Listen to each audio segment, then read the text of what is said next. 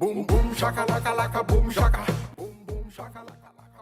ህዝባዊ ወያኔ ሓርነት ትግራይ ህወሓት ጠቅላይ ሚኒስትር ዶክተር አብይ አህመድ ጥቅምት 18 2018 ዓ.ም ፓርላማ ላይ የሰጡትን ማብራሪያ አስመልክቶ ከሁለት ቀናት በኋላ ትላንት ጥቅምት 20 2018 ዓ.ም ማምሻውን መግለጫ አውጥቷል። በመግለጫውም በኢትዮጵያ መንግስት እየተጫረ ያለው ሌላኛው የጦርነት ዙር አደጋው በሁሉም አቅጣጫ በጣም የከፋ ስለሚሆን ከጅምሩ እንዲቆም ሁሉም የሚመለከተው የድርሻው ሊወጣ ይገባል ሲል አስጠንቅቋል። በተጨማሪም ህወሓት በ3 ገጽ መግለጫው የፕሪቶሪያ ስምምነት አፈጻጸምና ሌሎች ተያያዥ ጉዳዮችንም ዳስሷል።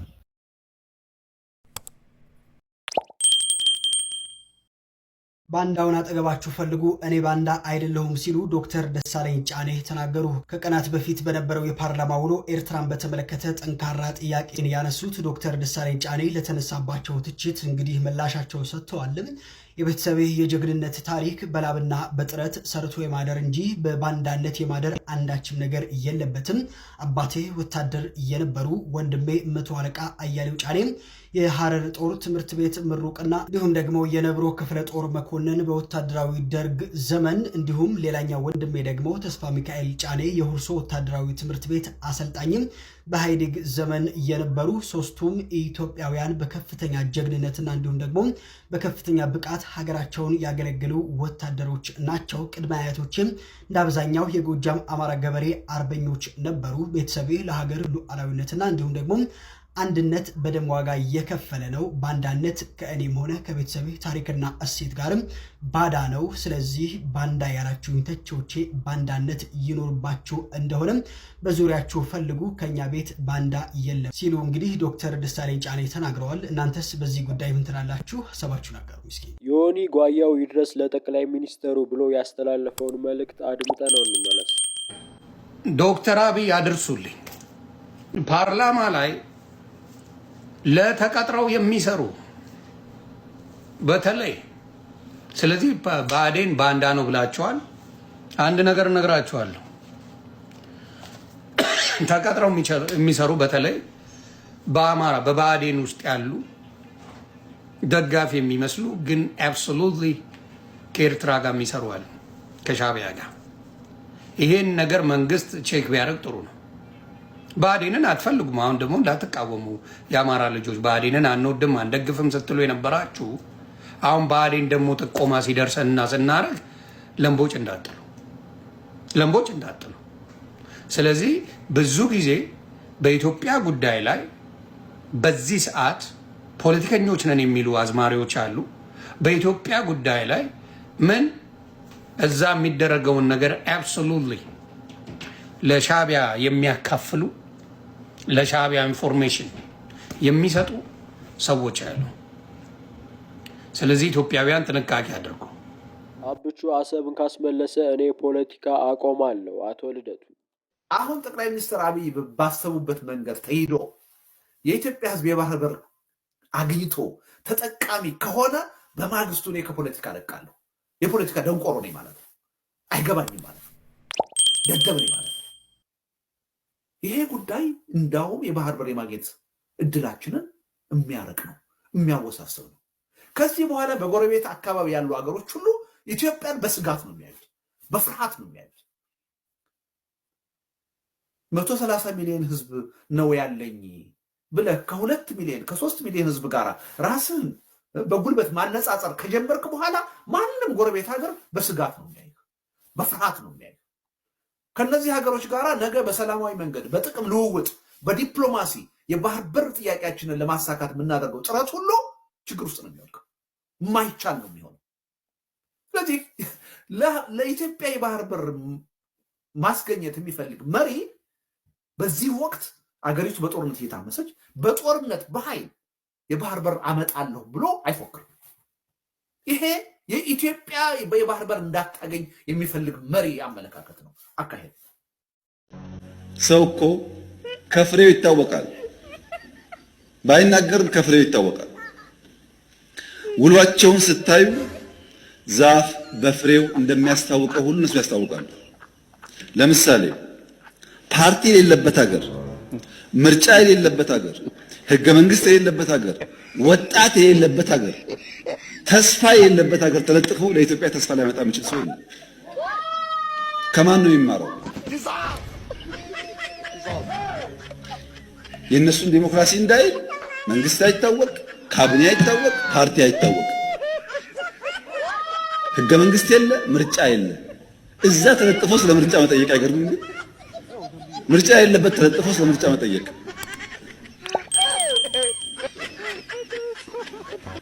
አብይ አህመድ እውቀት ፕሩፍ ነው እያለ ነው ቴዲ። አድምጠ ነው እንመለስ። አብይ አህመድ በኢህአዴግ መዋቅር ውስጥ ይህን ሁሉ ጊዜ ኖሮ ያው ብርጭቆን እኮ ውሃ ከሞላህበት በኋላ ብትደፋው የተወሰነ ጠብታ ለራሱ ያስቀራል። የሆነን ጨርቅ መሬት ላይ ብትጥለው ከአፈሩ ላይ የተወሰነ ነገር ያስቀራል ለራሱ። አብይ ይህን ሁሉ ዘመን ፓርቲ ውስጥ ኖሮ እውቀት ፕሩፍ ነው ታውቃለህ። አሁን አብይ አህመድ አይተው አንዳንድ ቃላት ፓርላማ ላይ ይናገራል። ግን እኮ እንደኔ አሁን 25 ደቂቃ እንግሊዘኛ ብቻ አውራ ብትለው አንድም አወራ እና ያለ አውሮፓ ሲሸለም ዝም ብሎ ቃል ደስ ያዝቱ ምንም እንኳን አልሰራ። መሬታችን ለኤርትራ ሽጦ እኮ ነው ሲሸልሙት። እንዴት ነው ያያት ምናምን አገሪቷን እንዴት አያት እንዴት አስባት ነበር ምናምን ስትለው ዋቹ ሳይ ምናምን ይላል። ዳስ አብይ አህመድ ነበር ሞጣዬ ድሮ ለሳቀው እንደዚህ ቀጭን ነበር። ብዙ መጣላው አሁን በጣም ብዙ ሌላው እንግዲህ ያው የነቆራ ታይም ስለሆነ እኔ ዮኒን እናንተ እንደምትሉት ወይም እንደምታወሩት አላደረኩኝም። ዮኒን ምናልባት ጭንቅላቱ ንክ የሆነው ጸጉሩን ስለቀየረ ነው እና ደም ሐኪሞች ናቸው ያሳሳቱኝ። ዮኒ በጣም ይቅርታ አድርግልኝ። በዚህ በኩል ሐኪሞቹ ናቸው ያሳሳቱኝ። ሐኪሞቹ ምን አሉኝ? ጸጉር በተፈጥሮ ሲያልቅ ራሰ በራ ሲሆን በቃ ጸጋ ነው። ነገር ግን ከብብትና ከብሽሽትና ከብብት ተቆርጦ ጸጉር እዚህ ላይ ተሆነ ጭንቅላት ያገማል፣ አይምሮ ያገማል፣ ጂን ይቀይራል አሉ። እኔ ሐኪም አይደለሁም። ያንን ይዤ እኔ ደግሞ እዚህ መጥቼ ቲክቶክ ላይ ዮኒ አሁን እንደዚህ የቀወሰው ድብልቅልቅ ያለበት ከብብቱና ከብሽሽቱ ጸጉር ወስዶ እዚህ ላይ ስላደረገ የተጋጨ ነው። ይሄ የጸጉር ራሱን የቻለ ነው። እዚህ ጋር ያለው ራሱን የቻለ ነው። እዚህ ጋር ያለው ራሱን የቻለ ነው። እዚህ ጋር ያለው የራሱን የቻለ ነው። የብሽሽትም የራሱን የቻለ ነው። ስለዚህ አሁን የዚህ የራስ ሲያልቃሉ ዶክተሮቹ አሪፍ ክፋታቸው ዶክተሮቹ ምን አሉ? ይሄ የራስ ጸጉር ሲያልቅ በቃ እንደዛው ነው። አንቱ ተብሎ መኖር ነው፣ ጸጋ ነው እና ሞትም ቢ ማለት አይቻልም። በቃ ይሄ ጸጋ ነው። ይሄ ጸጉር ሲያልቅ ከዚህ ተብብት የሚመጣው ጥሩ አይደለም፣ ይሸታል እና ይሄ የሚሸተው ደግሞ ይገባል፣ እዚህ ውስጥ ይገባል። እንደገና የብሽሽቱ ደግሞ ያው እንትን ይላልና ይሸታል። ስለዚህ የነዚህ ሰዎች ጤነኛ አይሆኑም። ይሄ እንደዚህ ጸጉራቸው እንደዚህ የሚደረግላቸው ጤነኛ አይሆኑም፣ ቀውስ ይሆናሉ፣ እብድ ይሆናሉ እና የአማኑኤል ኪኒን ይወስዳሉ ብለው የሌለ ስህተት ውስጥ ከተቱ። የሌለ አሁን እዛ እማላቀው ውስጥ ምን አስገባኝ? የኔ ስህተት። እኒህ ሰው በመለስ ጊዜም ያለቀልቁ ነበር፣ አሁን ላብቹም እያለቀለቁ ነው ይለናል ስታሊን። አድምጠን ነው መለስ።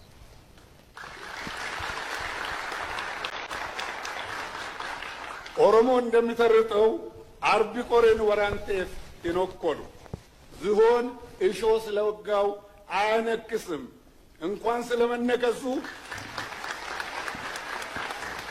ስለመነከሱ እሾ ስለመሮሩም አያስብም። እቺ ጥሩ ተረትና ምሳሌ ነች። ዝሆን እሾ ከነካው ስለመነከሱ አያነክስም፣ ስለተወጋ አያነክስም ይላል በአፋን ኦሮሞ ሲተረጎማል።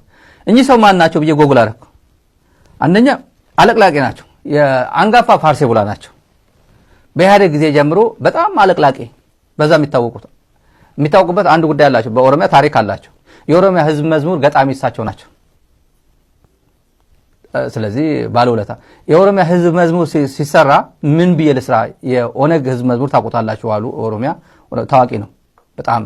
እያንዳንዱ ቤት የሚያንኳኳ ህዝብ መዝሙር አላቸው። አብይ አይወደውም። አሁን ግን ኤኒዌይ በእያንዳንዱ የኦሮሞ ማህበረሰብ እንትን ውስጥ የሚታወቅ መዝሙር ነው ያላቸው።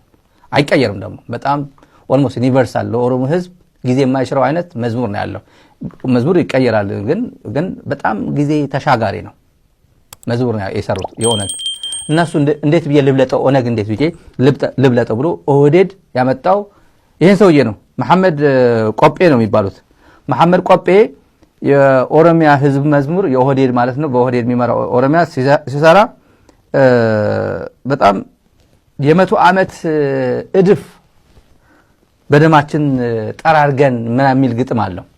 የ100 ዓመት እድፍ የሚለው እነሱ በተለይ በኢትዮጵያ የነበረው የነፍጠኛ ስርዓት ምናምን ስርዓት የሚባለው የ100 ዓመት እድፍ ጠራርገን በደማችን የጠራረግን ነው ግጥም አለው። እንደዛ የሚል የሱ ግጥም ነው። መሐመድ ቆጴ ነው እኚህ ሰውዬ ማለት ነው። ግጥም ነው የኦሮሞ ሲተረት ምናምን ብለው ያመጡት ያው ተረትና የፎክሎር የሊትሬቸር ሰው መሆናቸው ያስታውቃል። ስራቸው ለብዙ ዓመታት መሐመድ ቆጴ ፕሬዝዳንት ጽህፈት ቤት የባህል ምናምን አድቫይዘር ሆኖ ነው የኖሩት። የባህል ካልቸር ስነ ጽሁፍ ምናምን ፕሬዝዳንት ጽህፈት ቤት ነው ብዙ ዓመት የተቀመጡት። ሁሉም አገልግሏል በየተራ ኩማን ባዱላን ምናምን በሙሉ የነበሩ እንትኖች አስላት እና ሽመልስ አብዲሳ አይወዳቸውም። አሁን ከፕሬዝዳንት ጽህፈት ቤት ያገኘነው መረጃ ነው። ከኦሮሚያ ጽህፈት ቤት የሰጡን መረጃ ማን ነው የሰውዬ ብዬ የሰጡን ነው። እና ለምሳሌ መለስ ከዚህ ዓለም በሞት ሲላይ ግጥም ያው እነ ሽመልስ አብዲሳ እያለቀሱ የሚታየው ግጥም አለ ቪዲዮ አለ አይደል? በአፋን ኦሮሞ የተዘመ ዘፈን አለ። መለስ ነጋቲ ቻው መለስ ቻው ብሎ የስንብት ማለት ነው። መለስ ነጋቲ መለስ ሲንጃለና መለስ እንወዳለን መለስ ቻው እንግዲህ ስንሰናበት ምናምን ብሎ የተሰራ ዘፈን የመሐመድ ቆጴ ነው የዚህ ዘፈን ነው። መለስ ስንጃለና ምናምን በቃ እንወዳለን ነጋቲ ብሎ ሽኝት ዘፈን በአፋን ኦሮሞ የሰራ ነው ይሄ። አሁን ያ ቡድን በጣም የሆነ እንዲያም ቆርጠነዋል። በነገራችን ይሄ ተቆረጠ ነው እንጂ በጣም ጥላቻ ንግግር አለበት ለትግራይ ለህወሓት ምናምን የተሳደበበት ስድብ አለ። ግን ያው መለስ ስንጃለና ምናምን እያለ ፍቅር በፍቅር ሆኖ ያው ቻው ብሎ የተሰናበተ ሰው እንደዚህ አሁን እንዴት ነው አብይ እያሉ እርሶን ያብጠለጠሉ የሚውሉ ሰዎች ምናምን ዝሆን እርሶ እኮ ዝሆን ነው እኮ እንዴ ይሄ ሁላ እሾህ ቢወጋውት እንኳን አይሰማውም ዝም ብለው ነው የሚሄዱት ይላል። አብይ እሾህ አይሰማውም። ይሄ ቁጭ ብሎ የሚከታተል ነው።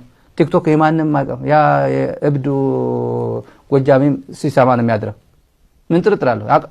እናውቀዋለን እኮ እናውቀዋለን። የሆነ ኤቨንት ሲሄድ እኮ ከሞባይሉ እንደዚህ አይልም እኮ ከጌታ ልክ ጌታቸው ማለት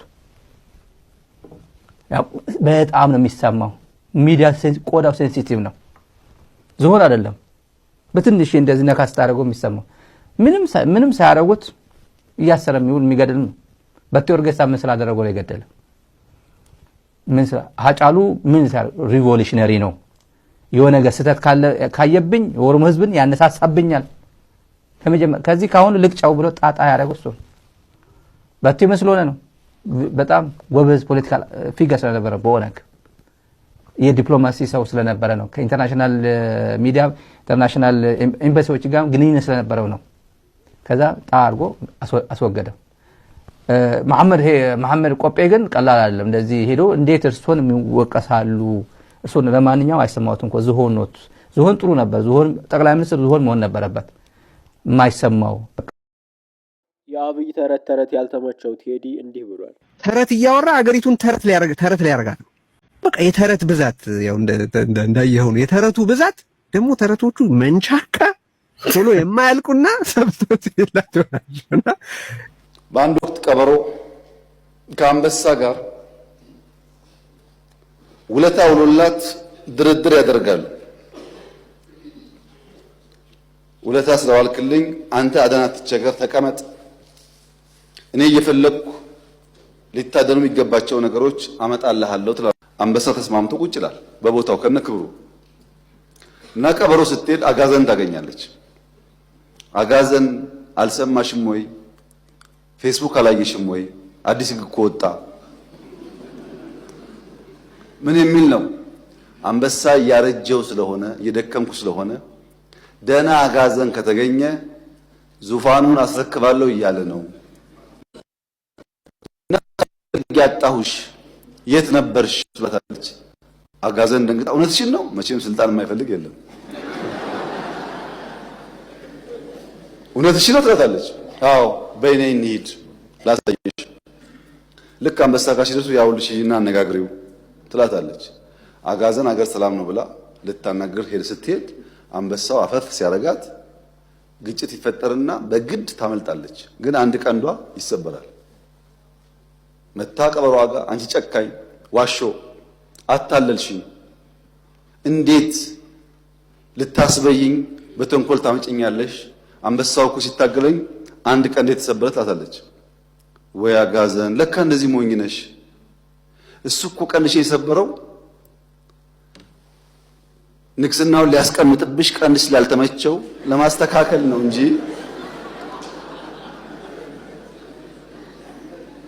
ለክፋት አይደለም ተሸውደሻል አለቻት ነው እንዴ ብላ ጓጓች ስልጣን አጓጓል ሰው እየገደለ ያለው ጉጉት ነው መቼም ተመልሳ ሄደች ተመልሳ ስትሄድ ቅድም ዘውድ ለማስቀመጥ ነው ቀንድሽን የሰበረው ተብላ ሄዳ ሲታገላት እንደም ስታመልጥ ጭራው ይቆረጣል ያጋዘመው አሁንም መታ በጣም በምሬት አንቺ ቀበሮ ክፉ እንዲህ ብለሽ ይኸው ድጋሚ ሄጄ ጭራዬ ተቆረጠ አለቻት አንቺ አጋዘን ያምሻል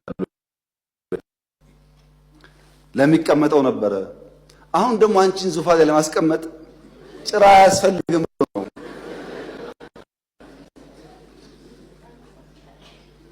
አልገባሽም አለቻት አሁንም ስልጣን ያጓጓል ተመልሳ ሄደች እና ያዛት ገደላት ከገደላት በኋላ ቀበሮን ጠራና ሞታለች እዛ ድረስ ቤት እስክመጣ በልተሽ እያንዳንዱን ፓርት በልተሽ ጠብቂ ስመለስ ምሳዬ እበላለሁ ይላል እና አንበሳው ይሄዳል ቀበሮዋ በልታ አስቀምጣ አንበሳው ሲመለስ ሲያይ ያጋዘኗ ራስ የለም አንቺ ቀበሮ ሌባ ራስ ወላት ወይ አንበሳ ራስ ቢኖራት ኖሮ 3 ጊዜ ስልካት ትመላለስ ነበር ወይ ጭንቅላት ችግር ምን ያመላልሳት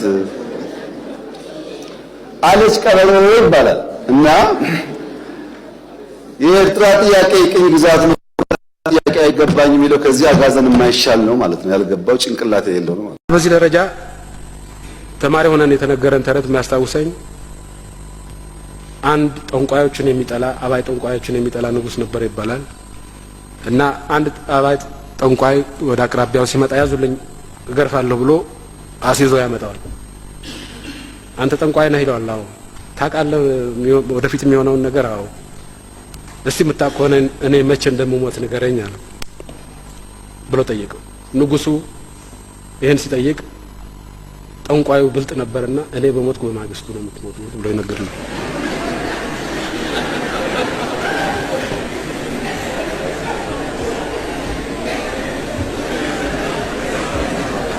በዚህን ጊዜ ንጉሱ ምንም እንኳን ይሄ ጠንቋይ አባይ ጠንቋይ ነው ብለው በአብዛኛው የሚያምኑ ቢሆኑ ግን አደጋ እሱ በሞተ በማግስቱ ሞት ከሆነ ይሄንን አደጋ ከምሸከም ይሄን አባይ ጠንቋይ ተሸክሜ ብኖር ይሻለኛል ብለው እየቀለቡት ነበር ኖሩ ውድ የቻናሌ ቤተሰቦች ለዛሬ የነበረን ቆይታ ይህን ይመስል ነበር ለዚህ ቻናል አዲስ ከሆናችሁ ሰብስክራይብ በማድረግ ቤተሰብ ሁኑ በቀጣይ በቪዲዮ እስከምንመለስ ቸር ሰንብቱ